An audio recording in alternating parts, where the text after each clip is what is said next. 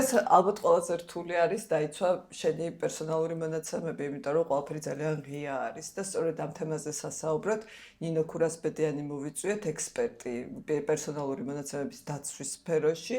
მას ბევრი რეგალია აქვს და მე ვერ დავიმახსოვრე სიმართლე გითხრათ, თვითონ მოგვიყვება. ნინო, შენი რეგალიები გითხარი ჯერ? მაიკო, მიხარია რომ ამ თემით დაინტერესდით. მართლაც ძალიან მნიშვნელოვანი და სენსიტიური საკითხია და მნიშვნელოვანი არის ის, რომ ყველას გვეხება.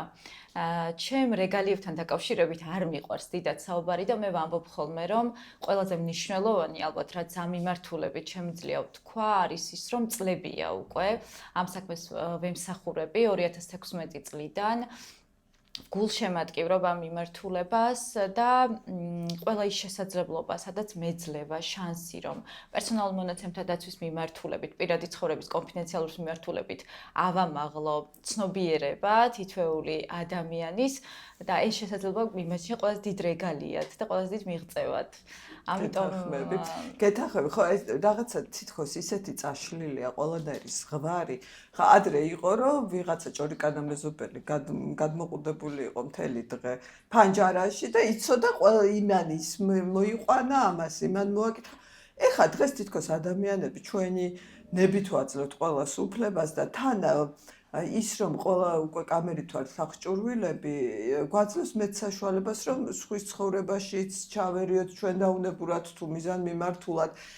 და საერთოდ აი მახსოვს ცოტა ხნის წინ იყო ხო რეალურად, ხა შეიძლება სოციალური მედიისთვის დიდი ხანია, მაგრამ ის სკანდალები, რაც პერსონალურ პირად ცხოვრებას უკავშირდებოდა, ეს ფარული კადრები, ხო, როგორი ამბები იყო ინტერნეტით, რომ ვრცელდება და მე თითქოს განადგურდა, ეხლა დადის ჭორები, რომ არა კიდე ბევრზე არის შენახული. აი მე ერთ ადამიანს რა შემიძლია, რომ ჩემი თავი დავიცვა, ხო? აი დაუშვათ არავინ არ არის ამისგან დაცული, რომ აი ვიღაცა ჩუმად არ გიღებდეს რაღაცა სიტუაციაში და მე ამას შენ საწინააღმდეგოდ არ იყენებდეს.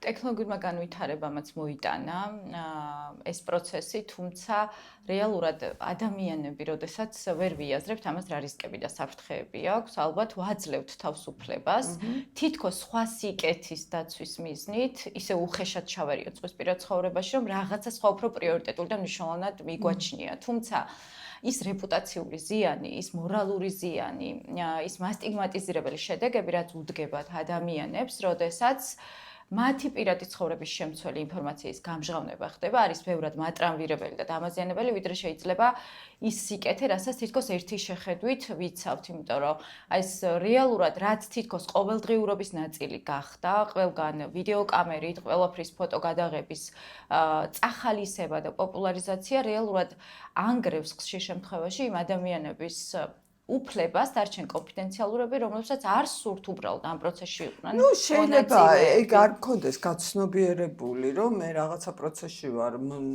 ვიღებ მონაწილეობას სიტყვაზე და ხო რა, მაინც გამბედაობა ძალიან მაღალია ამ კუთხით და ალბათ სანამ შენ თავს არ წარმოიდგენ მათ ადგილას, სიმძაფრესაც ვერ აღიქვამ ამ პროცესების არ და რეალურად, როდესაც კი ჩვენ თავს წარმოვიდგეთ ამ პროცესებში, ავტომატურად მგზნობიარეები ვხდებით. აი უბრალოდ აღვიქვათ, ჩვენ როდესაც გვეხება ჩვენს ოჯახის წევრებსაც, როდესაც ეხებათ ეს პროცესი, ავტომატურად ვიწყებთ იმის ძიებას, როგორ აღვიდგინოთ არღვეული უფლება. თუმცა მე რომ სხვას ვაზიანებ იმ საფუძვლით, რომ ეს ჩემი ქმედება უკეთეს სიკეთეს ემსახურება, ბუნებრივია არ წონის იმ შედეგს, რა შედეგებიც ამას მოაქვს ხოლმე. ამაზე არ ვდაობთ. უბრალოდ აი მართლა როგორ შეიძლება რომ თავი დავიცვათ. ყველაზე მნიშვნელოვანი ალბათ, რაც ამ მიმართულებით უნდა გავაკეთოთ, არის პირველ რიგში ის, რომ გქონდეს ინფორმაცია, როგორ შეიძლება შენი უფლებები აღიდგინო, როდესაც დაგერღვევა და მანამდე რა უნდა გააკეთო იმისთვის, რომ მსხვერპლი არ იყო ამ ყველაფრის. აი რა უნდა გავაკეთოთ, მოდი ეგ მითხრა.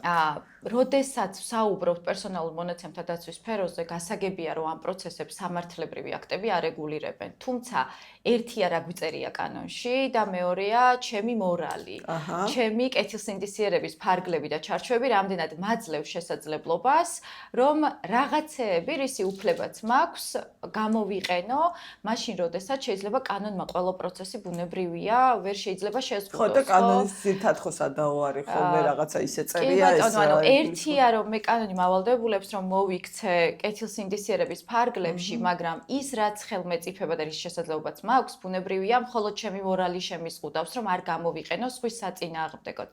ამიტომ ალბათ 30-40%-ია ნორმა, რას მავალდებულებს და დანარჩენია ის, რას მომცემს ჩემი მორალი, რის უფლებას მომცემს ჩემი მორალი, რომ ეს ქმედება მოდი რა, განვახორციელო. ესე ვთქვათ, რომ ამორალური არის ის ადამიანი, ვინც სხვის პირად ცხოვრებას ასაჯაროვებს. მას მე ვერ დაველაპარაკები მორალზე, ხო? კი ბატონო, მანამ სანამ მას არ დაუდგება იგივე ზიანი და სიმძაფრე საკუთარ თავზე არ გამოსდის, ხო? ეს აბსტრაქტული ცნება რომ არის და თქვა კონკრეტულ ფიზიკურ ზიანს იმ წუთას ხო შედეგი მოყვება, ხელი გავიჭერი მეტკინა. ვიღაცას რომ რაღაცა გაუმჟღავნდა, გონიათ რომ ეს ისეთი არაფერია, რა მოხდა ეხა ვიღაცის სახელი, გვარი, პირადი ნომერი გამჟღავნდა, თუმცა ჩვენ ხო რეალურად არ ვიცით ამის უკან, იმას ვისაც დამატებით ეს ინფორმაცია მიუვიდა, რა ინფორმაცია არსებობს და ამ ინფორმაციათა ერთობლიობით უამრავი საფრთხე შეიძლება შექმნა არა მხოლოდ ისეთი რამაც შეიძლება პირობითად გამხადოს მორალური ზიანის მსხვერპლი, არამედ შეიძლება ფიზიკურ ზიანამდეც მივიდა, იმიტომ რომ მე არ ვიცი რეალურად ის ამას როგორ გამოიყენებს. გადასარევია და გვესმის ყველას, რომ საჯარო სივრცეში შეგვიძლია გადავიღოთ რაღაცები, მაგრამ კონკრეტული პირის მიმართ დამიზნებით ამის გადაღება, გაუცნობიერებლად სოციალურ სივრცეში გამჟღავნება, გაგზავნა, გაზიარება სხვადასხვა ჯგუფებში, სხვადასხვა პირთა-წრის მიმართ ცალსახად ისეთი პროცესია, რომელიც პერსონალურ მონაცემებს კი არა, დანაშაულის ნიშნებს შეიცავს და რეალურად ეს ძალიან ბევრმა არ იცის. ძალიან მაღალი მაჩვენებელია ამ კუთხით, როდესაც პირადი მიმოწერის კონფიდენციალურობა ირღვევა და აი ეს კიდევ რა არის. პირი ნასამართლე ხდება ამის გამო. თუმცა, როდესაც არ იცი ამას რა შედეგი მოყვება, მეტად გამბედავები არიან. მე მახსენდება რამდენი ცნობილი ადამიანი უბრალოდ არ გავიხსენებ მათ სახელებს სპეციალურად, თუმცა სკანდალმა მათ გარშემო მართლა გადალეკა სოციალური ქსელები და ერთი არის რომ ნახე და მეორე არის უხთქვე საზიზღრებო, ანუ რაღაცა დოზით ყველამ გაავრცელა, თუნდაც ამ ადამიანის დაცვის მიზნით, თუნდაც მისი დაცინვის მიზნით. გარკვეულ პირთა-წრისთვის ხელმისაწვდომი გახადა წაახალისა კიდევ ერთხელ, რომ იმას, ვისაც არ ქონდა ნანახი ამ ვაივიშის მოტივით, ნახეთ რა ხდება, კიდევ უფრო მეტ ადამიანს გაუზიარეს ეს ინფორმაცია და ანუ იმ წუთას ამ რისკს ვერ ვხედავთ რეალურად და ვერ ვაცნობიერებთ. თუმცა სწორედ ის არის ის დამამძიმებელი შედეგი, რაც ჩვენს თუნდაც უნებლიე მოქმედებას მოყვება. ხომ ახლა წინაზე მაგალითად შეხვედრა გქონდა ერთ-ერთი ორგანიზაციის წარმომადგენლებთან და საუბრობდით სწორედ რა რისკები მოყვება, როდესაც ჩვენ დაუნებურად აბსოლუტურად კეთილშობილური მიზნებისთვის ვიღაცებს გარკვეული მონაცემების შემცველ ინფორმაციას ვუზიარებთ. აი მაგალითად მე რომ ვთქვა, რომ ვიღაცასთან ჩვენ საერთო ნაცნობთან, რომ აი დღეს მაიკო დავინახე. იქ იმყოფებოდა ვიღაცასთან ერთად. ხო, ძალიან გავს. ხო, თითქოს ძალიან გავს იმ მეზობლის ამბავს, ხო, რომელსაც ყველაფერი იცის და რეალურად მე შეიძლება ჩემი აბსოლუტურად კეთილშობილური მიზნიდან გამომდინარე ისეთ ადრესატთან გავაზიარო ეს ინფორმაცია, ვისაც საერთოდ არ გქონდეს, უბრალოდ არ გქონდეს სურვილი, რომ იცოდეს პირობითად შენ კონკრეტულ სივრცეში რომ იმყოფებოდი. ან ვიყავი მაგალითად სამედიცინო დაწესებულებაში და ვიღაცა შეხვდა ნაცნობი და საღამოს ოჯახის წევრს ურეკავს, რომ აი შენი შვილი ვნახე, შენი მეუღლე ვნახე, შენი მეგობარი ვნახე და როგორ არის? ბუნებრივია, რეალურად ეს არის ის პროცესი, რაზეც ცოტათი მაინც უნდა დავფიქრდეთ, რომ იქნება არა აქვს ამ ადამიანს ამის სურვილი, რომ ეს ვიღაცებისთვის გახდეს საჯარო და უნდა მივეჩვიოთ იმას, რომ მე თუ არ მინდა, თუ არ მსურს, მაქვს ამის უფლება, რომ რაღაცები იყოს კონფიდენციალური. აი, როდესაც ყველას ქონია, ხო, ხა არეული უჯრა, არეული ოთახი ოდესმე, ხო? აი, მეზობელი რო შემოდის და კარს რომ მოვკეტავთ. და არ მინდა რომ იქ შევახედო. ნამდვილად. განა იმიტომ რომ იქ რამე ფუჭდება. უბრალოდ ის რაღაცა ჩემი პირადი სივრცეა და შევა ძალიან ახლობელსაც არ გავუზიარო. დაახლოებით ეს პროცესი ახლა სახში შემოდის ვიღაცა და შენს დაუკითხავად, ნახულობს შენს ნივთებს. დაახლოებით ეს პროცესი, როდესაც შენს რაღაცა აბსტრაქტულ ცნებაში, შენს პირად ცხოვრებაში, როდესაც ყველას გვაქვს რაღაცა ისეთი, რაც უბრალოდ მინდა რომ ჩემი იყოს და ახლობელ ადამიანებსაც არ გავუზიარო და ძალიან მნიშვნელოვანია რომ თითოეულმა ჩვენგანმა გავიზიაროთ ჩვენი როლი და ჩართულობა ამ პროცესში. აი ახლა რაზედაც შენ საუბრობ როგორც ექსპერტი, მე ჩვეულებრივ მომხმარებელს მიჩნდება ძალიან ბევრი კითხვა, ხო? მაგალითად ახლა სოციალური ქსელები. რას აკეთებენ, შეიძლება ვერც აფიქსირებს, შენ თვითონ ისეთ ინფორმაციას გასცემ, ხო, მაგალითად, შენი შვილების შესახებ ყვები მუდმივ რეჟიმში რაღაცას და მოგწონს ის, რომ ძალიან ბევრი მოწონება აქვს, გაზიარება აქვს კი, იმ ამას. წუთას გვიხარია, გვამოტივირებს. გიხარია და არც კი უშვებ შენს თავში ვინ შეიძლება ეს გამოიყენოს და როგორ შეიძლება ეს გამოიყენოს, ხო? და მით უმეტეს არასრულწლოვანს, როდესაც ეხება საქმე, იმ წუთას რომ მე რაღაცა მიხარია და მინდა ჩემს ახლობლებს, მეგობრებს, ჩემს გულშემატკივრებს ამ არხით გავუზიარო და რეალურ დღეს სოციალური სივრცეა, ხო, საიდანაც ყველაზე მეტად ვიღებთ ინფორმაციას. მესმის რომ იმ წუთას ჩემთვის მამოტივირებელი შედეგი აქვს, ავყევი ემოციას, მაგრამ ეს ემოცია, როდესაც ლაგდება, მშვიდდება, რეალურად დღეს, როდესაც ხელოვნური ინტელექტი ასეთი აქტუალურია, უამრავი აპლიკაცია არსებობს, რომელიც არც ვიცი როგორ მიაქვს, ხო, უბრალოდ კარგი ფორმით მთავაზობს მის სერვისს, სახალისო პროცესს, მიაქეს ინფორმაცია და რეალურად იმ ფონზე, როდესაც შეიძლება ჩემი შვილის ვიდეო, ფოტოსურათი, მისი ხმის ჩანაწერი, მისი ვიდეო ჩანაწერი გამოიყენოს აბსოლუტურად არაკეთილსინდისიერი მიზნებიდან გამომდინარე, მე ვარ ხელშემწყობი ამ პროცესში და არასრულწლოვანს, როდესაც ეხება საქმე, შეიძლება მე ამ წუთას არ მადგება ზიანი, მაგრამ შენ ვალდებული ხარ დაფიქრდე სამომავლო ზიანზე. მე რომ რაღაც ექიმებმა იციან ხოლმე ძალიან ხშირად ხა კი არ ვაკრიტიკე, უბრალოდ მესმის მათი ინტერესიც, რომ შედეგი აჩვენონ, რა გაკეთდა, რომლითაც ყველა ვამაყობთ. თუმცა აჩვენე ეს შედეგი ისე რომ არ აჩვენო ეს ნინოს მიმართ გაკეთდა, თუ სხვა ნებისმიერი ადამიანის მიმართ. დამიტოვე ის რაღაცა, ჩემთვის კონფიდენციალური, იმიტომ რომ ეხლა რომ იხარია და ყველას ვუზიარებ, შეიძლება გავიდეს პერიოდი და მისი გარემოცვის უბრალოდ აღარ გქონდეს სურვილი რაღაცის გაზიარების. ახლა ხო, ეს ამოძახება რა, ხო. ბუნებრივია, შეიძლება ამას სტიგმატიზაციის მოპყრობის ობიექტად მაქციოს და არ მინდა უბრალოდ ყველა მიცოდეს პირობითად, რომ მე რაღაცა ჩარევა მაქვს. ხომ აქვს სამისოდება. აი რეალურად ძალიან უფრო სასიამოვნო პროცესებს რო გადავიდეთ, ხო? ეხლა ქალბატონებს ძალიან გვიყვარს, ხო, რაღაცა კოსმეტიკური პროცედურები, რომლითაც შევილამაზებთ, ხო, თავს. რეალურად ვიღაცები არიან, ვისაც ძალიან მოწონთ ამ პროცესში მოდელის როლში ყოფნა, მათაც აქვთ იმედი მაქვს, რომ მათი სურვილით ხდება ეს პროცესი.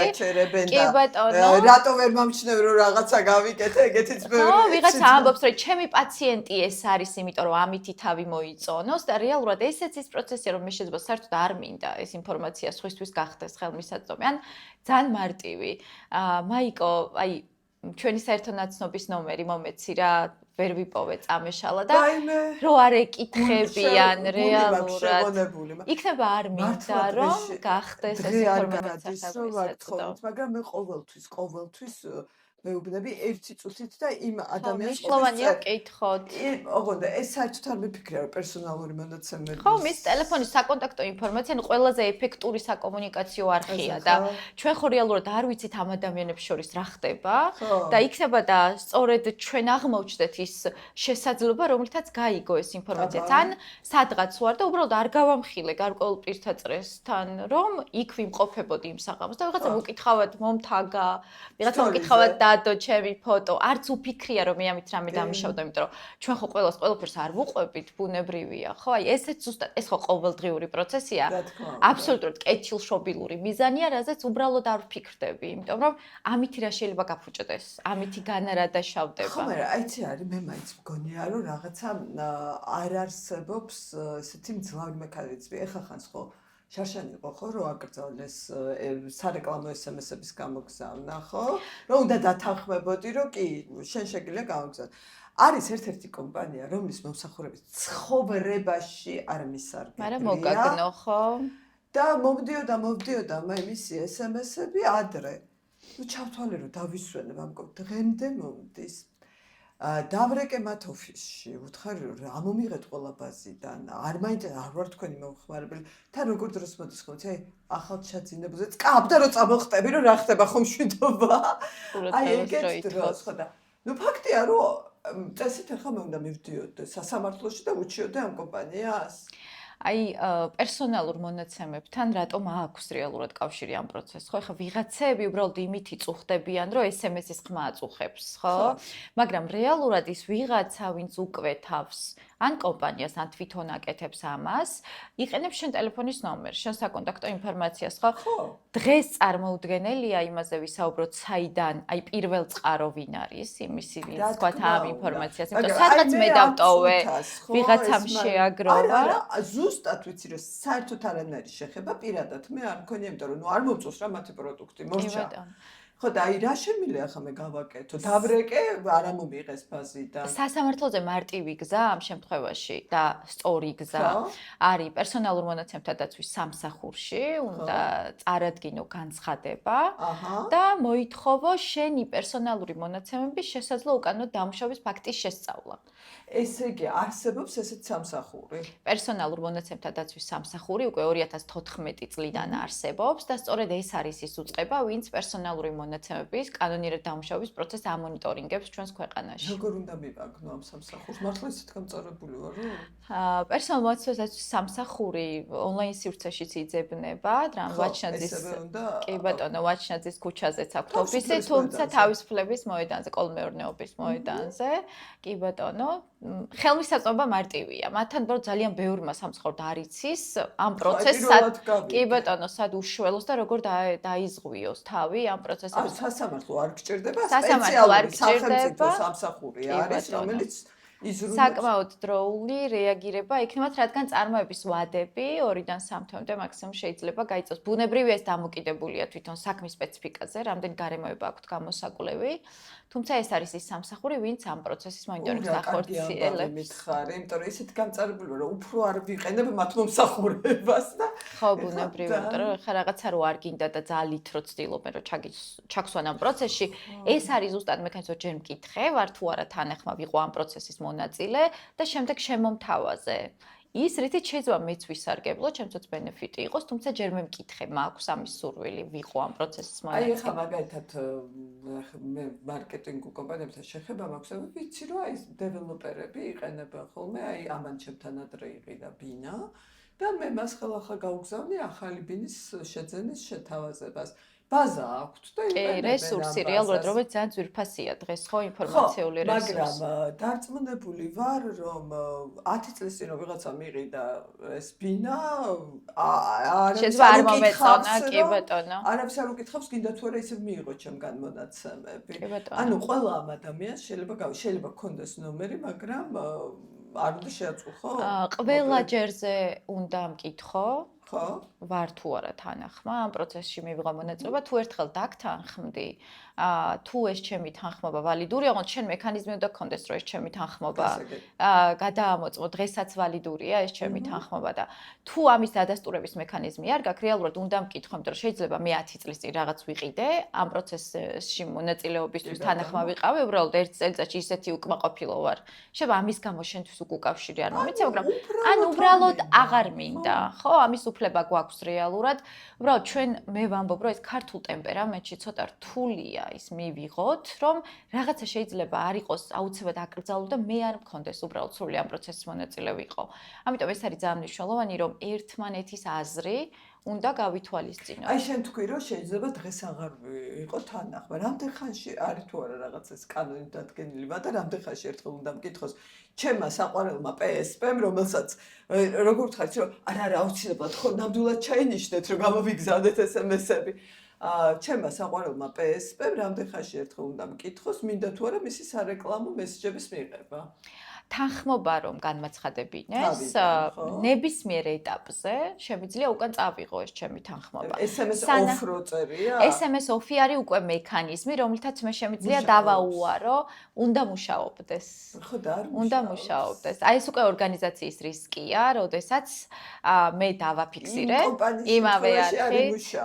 ხო, ანუ რეალურად ეს არის ფორმალური შეიძლება შესაბამისობა კონდეთ კანონთან იმ ორგანიზაციებს, უბრალოდ იმიტომ რომ უარისქვის მექანიზმი უნდა არსებობდეს, ჩასვეს ეს უარისქვის მექანიზმი, არ იმუშავა მექანიზმი, ვიღაცამ არ გახადა სადაო, კი ბატონო.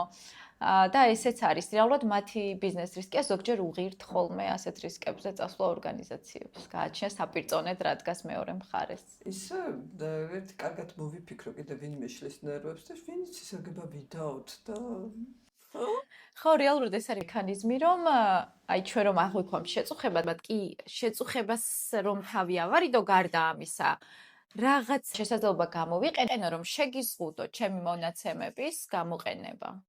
შენს ასიკეთო, თუ მე ამის სურვილი არ მაქვს და ნებისმიერ ეტაპზე შემიძლია მე დავაფიქსრო, ორი ყოველგვარი დასაუფლების გარეშე ეს მნიშვნელოვანი მექანიზმია ჩემთვის როგორც ადამიანისთვის. იცი არის, მაინც მინდა რომ ძალიან ხშირი არის ბულინგი. ხო, ეს არ მიყვარს ეს ბულინგი, მაგრამ შევიწროვება, სოციალური დისკრიმინაციული მოპყრობა, ნამდვილად. დისკრიმინაციული მოპყრობა და განსაკუთრებულად ახლა როგორც ამბობენ, ვინც ამ საქმეშია ჩახედული და მეც ხვდები, რომ ესე არის, დიდი რაოდენობით მოდის ეს გარდატეხის პერიოდის თინეიჯერებს ვისაც ვეძახით და ქალებს. კი ბატონო. ხო და აი რა შეიძლება ადამიანმა გააკეთოს ასეთ დროს დავუშვათ მისმა გულშემატკივარმა, იმიტომ რომ ძირითადად როდესაც ადამიანები ამ წნეხის ქვეშ ყვებიან, თვითონ ხდებიან უნაროები.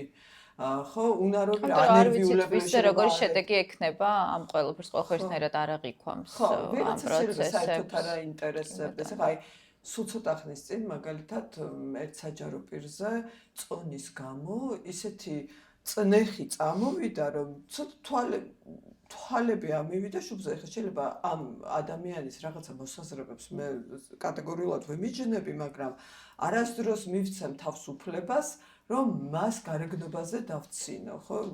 ჯერ ერთი ჩემზე ვიღაც კარგად გამოიყურება, დარწმუნებული ვარ, მე რა რომ ჩემზე მეტი აქვს წონა.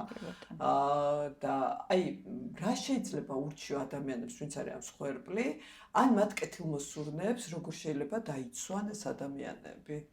რეალურად შეიძლება ბევრი რამე უკავშირდებოდეს პერსონალურ მონაცემებს, პირად ცხოვრებას, თუმცა თუ დანაშაულის ნიშნებს შეიცავს, უფრო მძიმე შედეგები მოსდევს ამას, ვიდრე ერთი შეხედვით პირად ცხოვრების კონფიდენციალურობის დარღვევა და აქედან გამომდინარე არის რაღაცეები, რაც უკვე სისხლის სამართლის პასუხისმგებლობას აყენებს. შესაბამისად, უფრო მძაფრი პროცესია ვიდრე პერსონალურ მონაცემთა დარღვევის საკითხები და პირად ცხოვრებაში ინტერვენციას უფრო დიდი დოზით ახდენს. იმ შემთხვევაში, თუ პროცესი გადაიზრდება დანაშაულში, ასეთ შემთხვევაში სამართალდამცავი ორგანოები არიან სწორედ ისინი. დანაშაულია. კი ბატონო, ნამდვილად სხვა გააჩნია კიდევ რა მიმართულებით აქვს ამას. რეალურად ეს ხო ძალადობაა, ხო? და ძალადობა სხვა მიმართულებით შეიძლება არსებობდეს. უბრალოდ ამის წამხალისებელი შეიძლება იყოს ჩემი უნებლი ექმედება, როდესაც ვიღაცის ფოტო, ვიღაცის ვიდეო ისე რომ საერთოდ არ ვკითხე.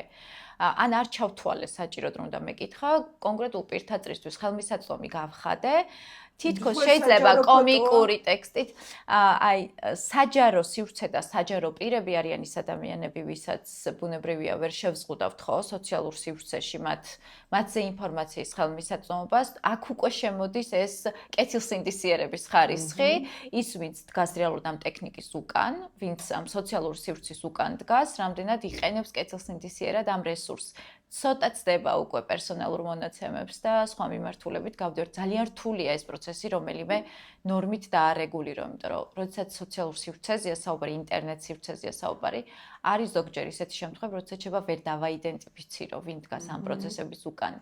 და მე თუ ჩემი მორალი მაძლევს შესაძლებლობას, რომ ამ დოზით დავაზიანო ვიღაც ინტერესი, სამწუხაროდ ვერანაირი ნორმა, რომელიც შეიძლება კანონმდებელმა შემოგთავაზოს, ვერ იქნება ქმედი, სანამ ჩემს კეთილსინდისიერების ხარისხს არ გავზრდი.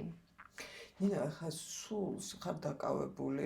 ვიცი რომ სხვა კომპანიებთან ატარებ ტრენინგებს, მუშაობა ამ საკითხზე, ხო? აი ძირითადად როდის მოგმართავენ ხოლმე? ჩემი წლებია უკვე, ჩემი ყოველდღიური რეჟიმი არის ფაქტობრივად კონსულტაციები, როგორც ორგანიზაციების, ასევე კონკრეტული ფიზიკური პირების.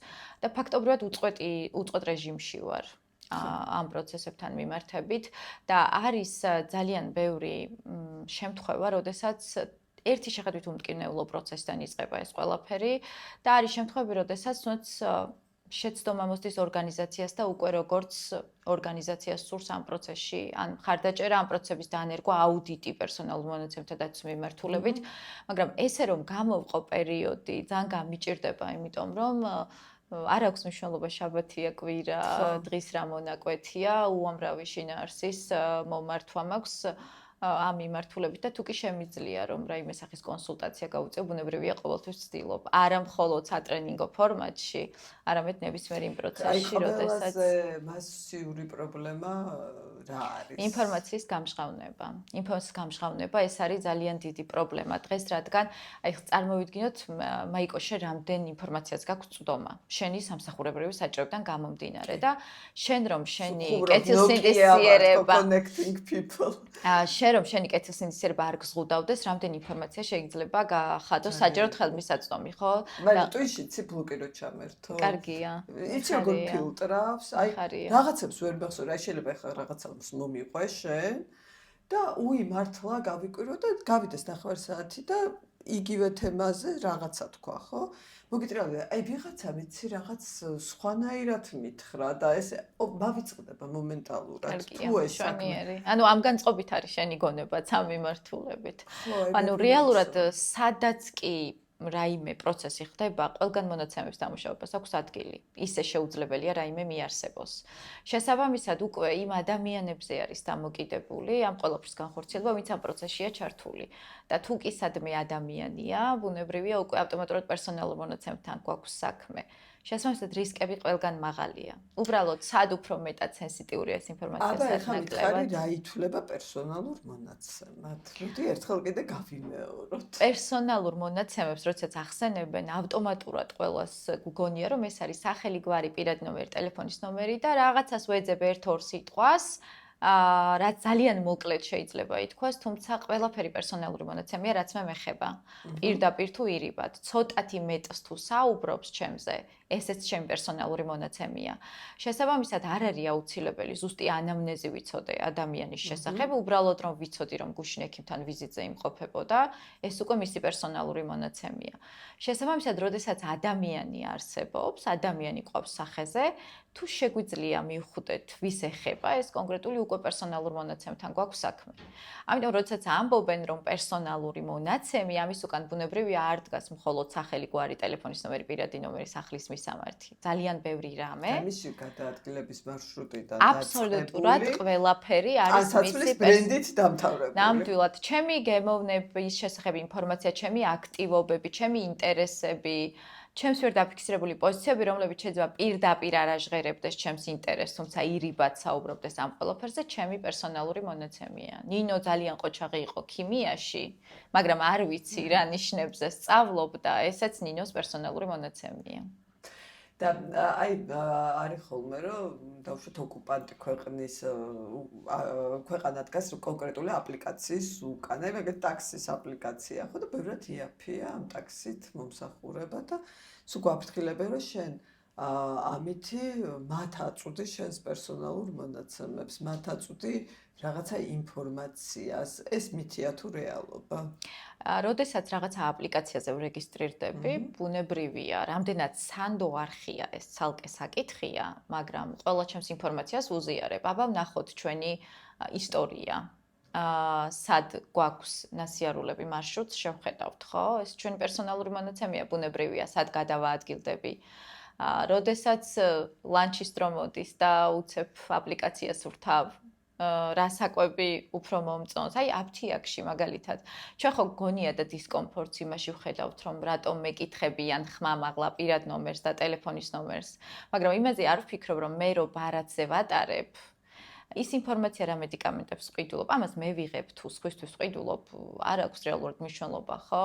ჩემი პერსონალური მონაცემია, იმიტომ როგორც კი საინტერესო შეიძლება გახდე, როგორც კი შეიძლება ვიღაცას არაკეთილსინდისიერად მოუნდეს ამ ინფორმაციის გადამოწმება, შეუძლია ამ ყველაფრის გაკეთება. აი მარტივად შეუძლია აფთიაქს ბუნებრივია თუ აფთიაქს არ ექნება შემბოჭველი ის პროცესი, რომ კანონით შესაბამისი მომართვის საფუძველზე თუ არ ხდება, ეს არ უნდა მისცეს ინფორმაცია, დამოკიდებული ვარ ფარმაცევტის კეთილსინდისიერებას.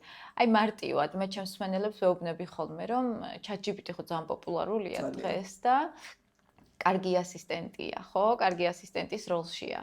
რომც არ ვიყო დარეგისტრირებული, ვკითხოთ, აბა დამახასიათე ჩემი ფსიქოპორტრეტი შემიქმენი, ჩემი ინტერესების შესახებ მომაწოდე ინფორმაცია. იმაზე მეტ ანალიტიკას გაგვიკეთებს, ვიდრე შეიძლება ვიღაცამ ერთი თვის მანძილზე აპროგნოზოს, ხო? რეალურად ეს არის ყველა ის არხი, რომელსაც მიაქვს რაღაცები ჩემ შესახებ, სხვადასხვა ტიპის ინფორმაცია.